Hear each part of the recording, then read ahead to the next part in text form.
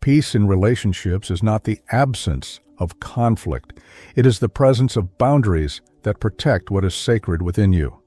For a mature woman, the most powerful compass she carries is the ability to say no without apology.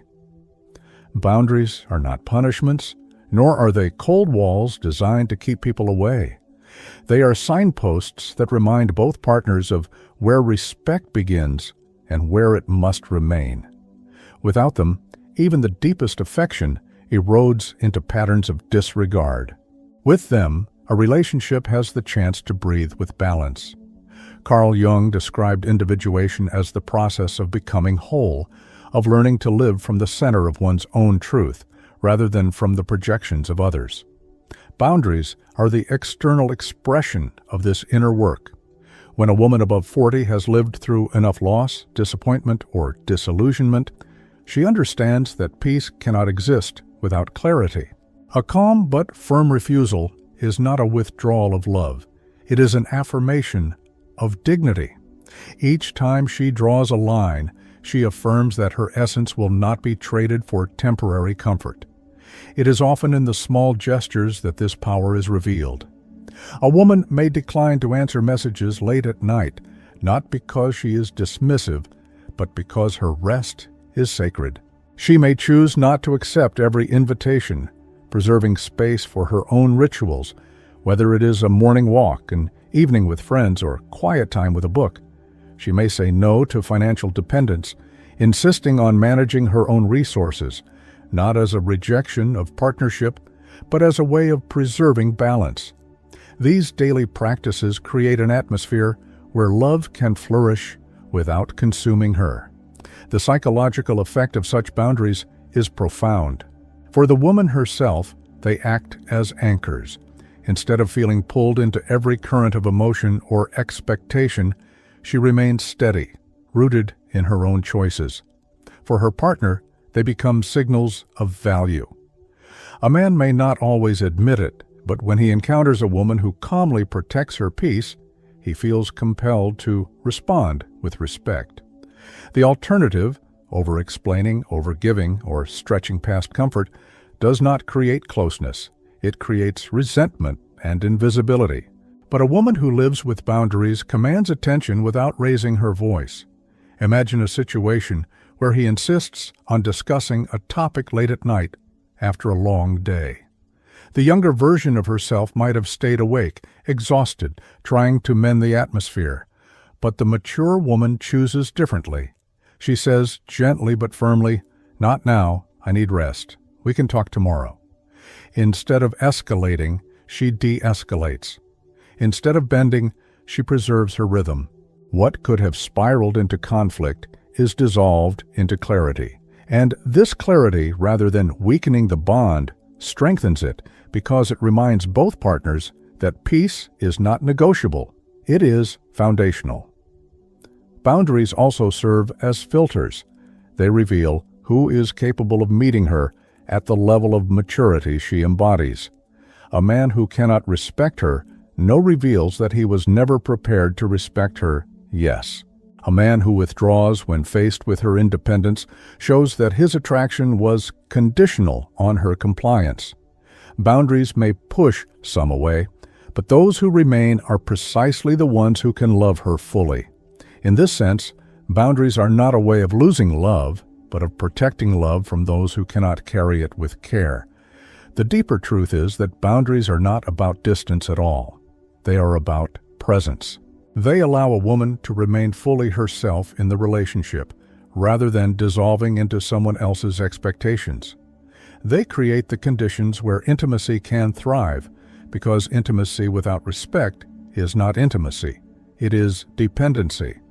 Jung's perspective reminds us that individuation is not selfish isolation. It is the only way two people can truly meet. Only when each stands whole can they join without losing themselves. A woman who cultivates clear limits is not cold, demanding, or detached. She is magnetic precisely because she knows her peace is non-negotiable. She does not plead for respect. She embodies it. She does not over-explain her worth. She lives it. And in that calm authority lies her deepest strength, the ability to love without losing herself, and to give without abandoning her own soul. This is the foundation of her peace, and it is what allows her relationships to breathe in dignity rather than in disorder. Sometimes the most powerful choice is not to speak, but to remain silent with intention. Silence, when chosen consciously, is not weakness. It is wisdom. For a mature woman, there is a difference between silencing herself to avoid conflict and choosing silence as a way to protect her dignity. One is submission, the other is sovereignty. Jung understood that true strength often appears in the form of restraint, when energy is contained rather than wasted in battles that cannot be won. Arguments have a way of pulling us into spirals that go nowhere. Words pile upon words, each one heavier than the last, until the original point is lost. In these moments, choosing silence is not about surrendering your perspective, but about refusing to feed energy into what will not bear fruit. It is the decision to step out of a cycle rather than letting it consume your peace. A woman who has lived through years of unnecessary disputes knows that not every provocation deserves her voice. Her silence is not absence, it is presence in its most deliberate form. This kind of silence carries a magnetic weight. When she chooses not to argue, she does not abandon the conversation, she repositions it. Her partner feels the shift immediately. Instead of colliding with her words, he collides with her stillness. That stillness unsettles, because it cannot be controlled or manipulated. It forces him to look at his own behavior, to sit with his own discomfort. In this way, silence becomes a mirror, reflecting back what he must face within himself. The archetype of the wise woman embodies this force. She does not waste her energy trying to convince or correct.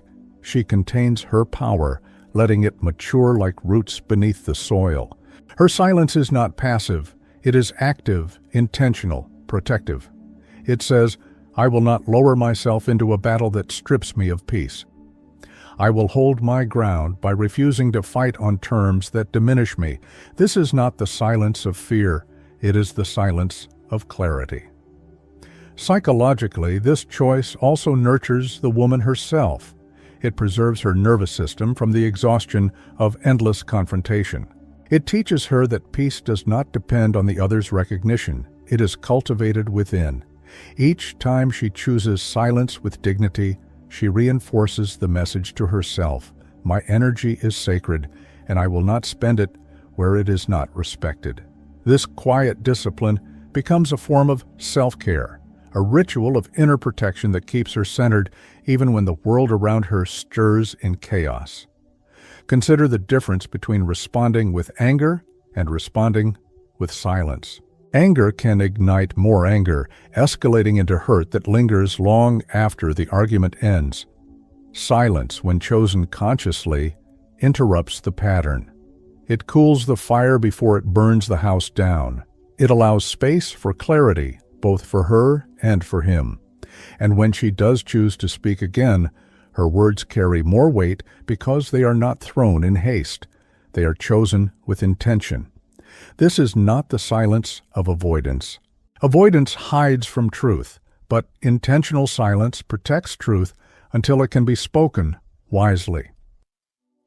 A woman who knows this distinction carries immense power. She no longer fears losing the argument because she understands that dignity matters more than victory. She no longer fears being misunderstood because she knows her clarity does not depend on his agreement. She no longer fears being seen as quiet because her presence speaks even when her lips do not. In this way, silence becomes one of her greatest tools for preserving peace. It transforms conflict into reflection, argument into pause, and power struggle into a space where growth might eventually take root. By choosing when not to speak, she reminds herself and her partner that peace is not the absence of sound, but the presence of wisdom. Peace also depends on remembering that you are whole, even outside of any relationship. For many women, especially after decades of giving and accommodating, it is easy to forget that identity stretches beyond the role of partner. Yet preserving personal spaces of nourishment is not selfish, it is essential. Jung spoke of balance between anima and animus, the feminine and masculine within, as the key to psychological health. Without practices that root you in your individuality, that balance falters and the relationship begins to absorb what should remain yours. Rituals of self-nourishment do not need to be grand. They can be as simple as an early morning walk, a quiet hour with a book, tending to a garden, or sharing laughter with longtime friends. These small, deliberate acts carry a larger message. My life is not defined by this relationship alone. Each time you invest in what feeds your soul apart from the partnership, you return to it renewed. The energy you carry back is not drained or resentful, but abundant and alive. In this way, solitude becomes not distance, but preparation for deeper intimacy. A woman who maintains her own passions radiates a kind of quiet magnetism. She does not disappear into another's orbit. She brings her own world with her. This presence commands respect because it signals completeness. A partner feels the difference immediately. Instead of trying to fill her, he meets someone who is already full. Instead of being burdened with the role of her sole source of meaning, he encounters a woman whose joy comes from within. And paradoxically, this independence makes her companionship more precious, not less. Friendships also become an anchor in this process. Mature women often know the irreplaceable value of trusted companions, the ones who see them not as wives, mothers, or partners, but as themselves. Sharing stories, memories, and laughter with such friends protects against the isolation that can come from relying on one relationship for all forms of connection. It creates a circle of belonging that supports her individuality. This social nourishment strengthens her peace, reminding her that she is part of something larger than any single bond. The body also responds to these spaces of nourishment. A hobby that engages the hands, a walk that engages the breath, a creative pursuit that engages imagination. All of these ground her in physical presence. Jung believed that the psyche speaks through images, and when a woman paints, sings, cooks, or gardens, she brings these images to life. The result is a sense of wholeness that makes her less vulnerable to losing herself in the needs or moods of a partner. She knows where she begins and where she ends. Preserving personal spaces is also a form of boundary, but one that feels less like refusal and more like affirmation. Instead of saying no to someone else, you are saying yes to yourself. You are claiming moments where no one else's demands intrude, where your essence can rise quietly to the surface. Over time, these yeses accumulate. They shape a life where peace is not something you hope your partner grants, but something you carry within you, regardless of external circumstances. When you honor your own rhythms, the relationship benefits too. You return to him not out of need, but out of choice. You come not emptied, but renewed. The bond becomes healthier because it is no longer based on dependence, but on two whole beings meeting in freedom. This is the paradox of love. The more rooted you are in yourself, the more deeply you can connect. By preserving your own spaces, you protect the relationship from becoming a place of suffocation. Instead, it becomes a meeting ground of two complete lives, each enriched by the presence of the other. In this balance, peace is not a fragile state that depends on his mood or on your constant sacrifice. It is a steady current flowing from within, nourished daily by the choices you make for yourself. And that inner current is what allows you to meet love not as a fragment, but as a whole. Conflict in relationships is unavoidable, but how it is interpreted makes all the difference between peace and turmoil. For a mature woman, the shift comes when she stops seeing disagreements as threats and begins to treat them as opportunities. Instead of reacting with immediate hurt, She pauses long enough to understand what the conflict is truly revealing. Jung often emphasized that tension is not a sign of failure, but of growth. Individuation, the process of becoming whole, requires friction, because only through friction does the self learn what it values most. The difference between reacting and responding is subtle but transformative. Reaction is fueled by wounded pride and unresolved pain. It pours out quickly, often in words or tones that deepen division. Response, on the other hand, is deliberate. It takes a breath, acknowledges the sting, and chooses words that reflect clarity rather than raw emotion. A woman who responds instead of reacts is not denying her feelings. She is channeling them into a form that builds rather than destroys. This is what preserves peace, even in disagreement. Every conflict has the potential to reveal the maturity of both partners. When a woman sets a boundary in the middle of tension, she is not pushing love away. She is filtering out immaturity. A man who grows defensive, dismissive, or hostile when faced with her clarity shows that he may not yet be capable of the kind of partnership she seeks. A man who listens, even if imperfectly, shows readiness to meet her with respect. In this way, conflict becomes less about winning an argument and more about discerning the depth of the bond. Examples from real life show the strength of this approach. One woman, tired of repeating the same conversation about respect, chose not to escalate her anger when dismissed. Instead, she calmly left the room and later returned with clarity. "I will not continue in a relationship where my words carry no weight." Her calmness gave her message more force than shouting ever could. Another, faced with criticism over her independence, responded without apology. "My life is full and I want to share it, not shrink it." In both cases, the women gained not only respect but peace, because they chose clarity over combat. Psychologically, this perspective shifts the meaning of disagreement. Instead of interpreting conflict as rejection, the woman sees it as a test of alignment. If handled with dignity, conflict either strengthens the bond or reveals incompatibility. Both outcomes bring peace, because peace is not dependent on agreement, but on truth. Jung's framework of individuation teaches that tension is necessary for growth. Without moments of friction, there can be no depth.